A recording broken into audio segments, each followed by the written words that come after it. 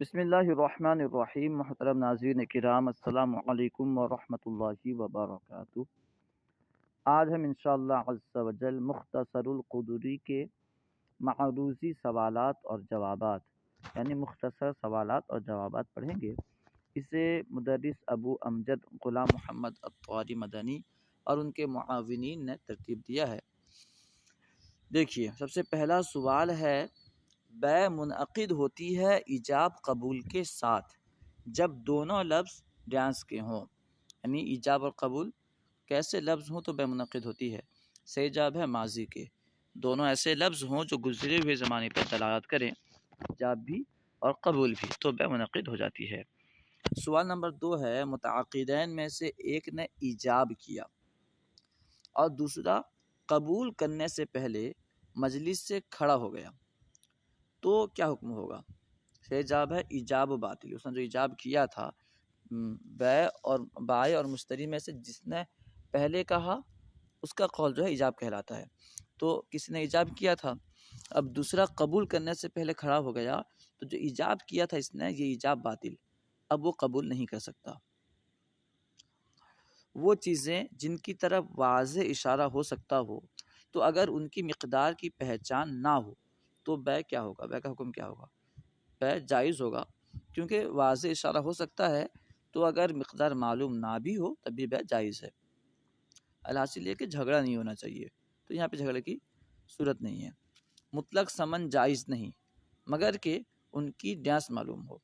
قدر صفت دونوں ضروری ہیں، ان میں سے کوئی نہیں۔ صحیح جواب ہے دونوں ضروری ہیں، مطلب قدر اور صفت دونوں مگر معلوم ہو تو ثمن مطلق رہے تب بھی بیع جائز ہے۔ ثمن جس کے ذریعے سامان خریدتے ہیں، تو اگر کیوں ایسا ہے؟ اس لیے کہ اگر ثمن مطلق رہے، کتنی ہے، کی مقدار کیا ہے اور صفت کیا ہے، اس کا وصف کیا ہے، تو جھگڑا ہو سکتا ہے۔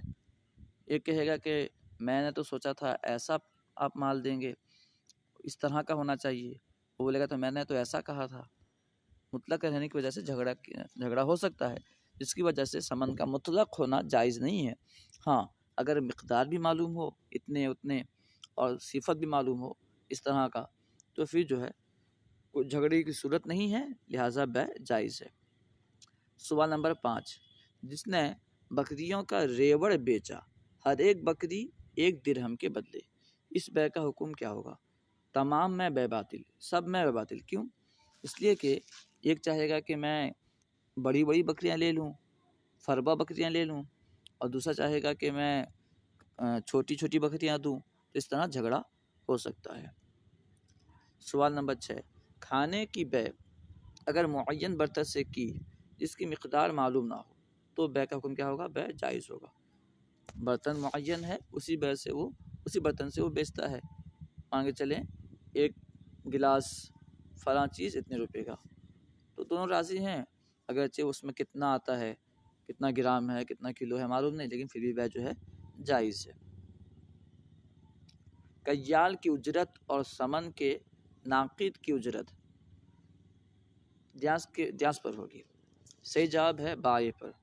کیال کی اجرت اور ثمن کے ناقد کی اجرت یہ جو ہے بائع پر ہوگی، بیچنے والے پر ہوگی، جو وزن کرتا ہے اور ثمن کو پرکھتا ہے، اور سب کی اجرت جو ہے بائع پر ہوگی۔ کسی نے وہ پھل بیچے جن کا پکنا ظاہر نہ ہوا تھا تو بیع کا حکم کیا ہوگا؟ یعنی پھل پکا ہے نہیں پکا ہے یہ ظاہر نہیں ہوا ہے، تو بیع کا حکم ہوگا بیع جائز ہے۔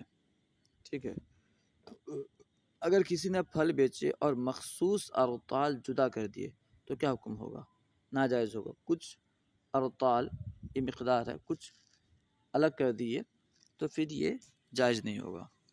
ہو سکتا ہے کہ اس کی وجہ سے جھگڑا ہو کہ آپ نے تو اچھے نکال لیے ہیں۔ خیار شرط جائز ہے بیع میں کس کے لیے؟ صحیح جواب ہے دونوں کے لیے، یعنی بائع اور مشتری دونوں کے لیے، بیچنے والا خریدنے والا دونوں کے لیے خیار شرط جائز ہے۔ خیار شرط دونوں جو ہے رکھ سکتے ہیں۔ خیار شرط 3 دن سے زیادہ کس کے نزدیک جائز نہیں؟ صحیح جواب ہے حضور امام اعظم رضی اللہ تعالیٰ عنہ کے نزدیک 3 دن سے زیادہ خیار شرط جائز نہیں ہے۔ جس کے لیے خیار شرط ہو، خیار شرط وہ مر گیا تو خیار کیا ہوگا؟ خیار باطل ہو جائے گا، اب بیع جو ہے تام ہو جائے گا۔ جس نے ایسی چیز خریدی جس کو نہ دیکھا تو بیع جائز ہوگی، بیع جائز ہوگی۔ دیکھنا ضروری نہیں ہے، اگر نہیں دیکھا ہے تو بیع جائز ہوگی، لیکن اگر اس میں کوئی عیب پائے تو پھر جو ہے بعد میں خیر عیب اسے حاصل ہوگا۔ خیر رویت، خیر رویت، خیر عیب نہیں، خیر رویت اسے حاصل ہوگا۔ خیر رویت ڈیانس کو ملتا ہے، خیر رویت صرف مشتری کو ملتا ہے، خریدنے والے کو ملتا ہے، کہ اگر اس نے نہیں دیکھا اور لے گیا، بعد میں دیکھا کہ کچھ خرابی ہے تو اسے خیر رویت حاصل ہے، بائع کو حاصل نہیں ہے، اس کا سامان ہے، ایسی بات ہے کہ وہ دیکھا ہوگا، اس نے اگر نہیں دیکھا بیچ دیا تو پھر واپس نہیں لے سکتا۔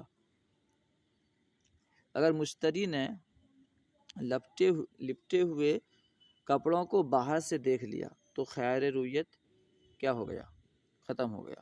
باہر سے ہی دیکھ لیا تو کیونکہ اندر ایک ہی جنس کا کپڑا ہوتا ہے، ایک ہی طرح کا کپڑا ہوتا ہے عام طور پر، تو لپٹے ہوئے کپڑوں کو اگر اس سے باہر سے دیکھ لیا تو خیر رویت جو ہے ختم ہو گیا، ٹھیک ہے۔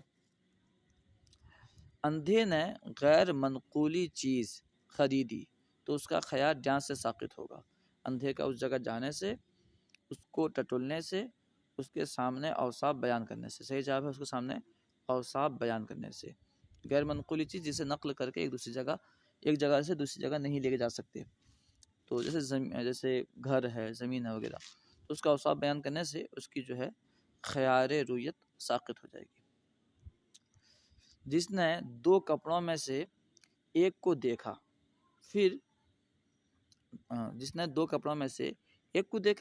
پھر دونوں کو خرید لیا، پھر دوسرے کو دیکھا تو خیار میں ڈیانس کو لوٹائے گا۔ صحیح جواب ہے دونوں میں سے ایک کو جو ہے لوٹائے گا، ٹھیک ہے، کیونکہ ہو سکتا ہے کس کو دیکھا پہلے معلوم نہ ہو، اس لیے دونوں میں سے ایک کو لوٹائے گا۔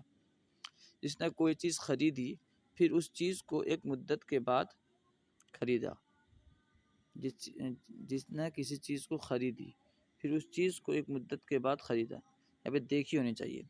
جس نے ایک چیز کو دیکھی، ٹھیک ہے، دیکھی پھر اس چیز کو ایک مدت کے بعد خریدا، تو اگر وہ اسی وصف میں موجود ہو تو خیار کیا ہوگا؟ خیار نہیں ملے گا۔ جیسا دیکھا تھا، مان کے چلیں ابھی کوئی سامان دیکھا اور جا کر کے 1 مہینے کے بعد وہ سامان خریدا، اگر وہ سامان ویسا ہی ہے جس طرح اس نے دیکھا تھا پہلے تو پھر خیار ساقط ہے، خیار نہیں ملے گا، خیار رویت جو ہے ساقط ہے۔ جب مشتری مبیع میں عیب پر مطلع ہوا تو اسے خیار ہے، اگر چاہے تو ڈیانس کے بدلے لے لے، چاہے تو رد کر دے، تو پورے ثمن کے بدلے۔ جب مشتری مبیع میں عیب پر مطلع ہوا کہ سامان میں یہ عیب ہے تو اسے اختیار یہ اس بات کا ہوگا کہ اگر لینا چاہے تو پورا پیسہ دے کے لے لے اور چاہے تو لوٹا دے۔ یہ نہیں کہ عیب ہے تو کچھ پیسہ کم کر دے، اس کا نہیں، بلکہ چاہے تو پورے پیسے سے لے لے اور چاہے تو لوٹا دے۔ وَكُلُّ مَا أَوْجَبَ نُقْصَانَ الثَّمَنِ فِي عَادَةِ التُّجَّارِ فَهُوَ عَيْبٌ، یعنی ہر وہ چیز جو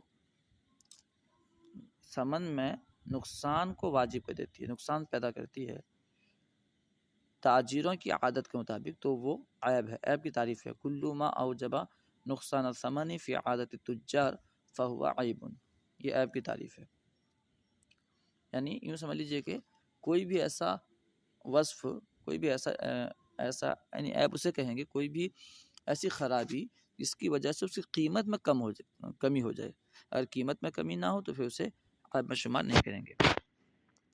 منہ سے بدبو آنا اور بغل میں بدبو آنا ڈیانس میں عیب ہوتا ہے، لانڈی میں عیب ہوتا ہے۔ منہ سے اور بغل سے بدبو آنا یہ لانڈی میں عیب ہوتا ہے، کیونکہ مالک اس سے لیتا ہے، بدبو آئے گا تو مالک اسے پسند نہیں کرے گا۔ منہ سے بدبو آنا اور بغل میں بدبو آنا غلام میں ڈیانس کی وجہ سے عیب ہے، بیماری کی وجہ سے، یعنی بیماری کی وجہ سے اگر ایسا ہوتا ہو تو یہ عیب ہے۔ زانی اور ولد الزنا ڈیانس میں عیب ہے، لانڈی میں، زانی ہونا یا ولد الزنا ہونا یہ لانڈی میں عیب ہے۔ اگر چیز کو بیچتے ہوئے بھائی نے تمام عیبوں سے برأت کی شرط لگا دی تو مشتری کا خیار عیب جائز ہوگا، نہیں ملے گا، مشتری کو خیار عیب جو ہے نہیں ملے گا۔ اگر چیز کو بیچتے وقت بائع نے تمام عیبوں سے برأت کی شرط لگا دی کہ اس میں کوئی بھی عیب رہے اسے برداشت کرنا ہوگا، وہ اس کی وجہ سے لوٹایا نہیں جائے گا، تو مشتری کا خیار عیب جو ہے یہ نہیں ملے گا، مشتری کو خیار عیب نہیں ملے گا، کیونکہ پہلے اس نے شرط لگا دی ہے۔ اذا کان احد العوضین او کلاہما محرم فالبیع فاسد، یعنی جب دونوں عوضوں میں سے ایک یا دونوں حرام ہو تو بیع جو ہے فاسد ہے، مطلب چاہے سامان حرام ہو یا جو پیسہ دے جس کے بدلے خرید رہا ہے وہ حرام ہو تو بیع فاسد ہے۔ مدبر مکاتب اور ام ولد کی بیع جائز ہے، فاسد ہے، مدبر کی اور ام ولد کی اور مکاتب کی بیع جو ہے فاسد ہے۔ انشاءاللہ عز و جل دوسری ویڈیو میں ہم یہاں سے پڑھیں گے۔ السلام علیکم ورحمۃ اللہ وبرکاتہ۔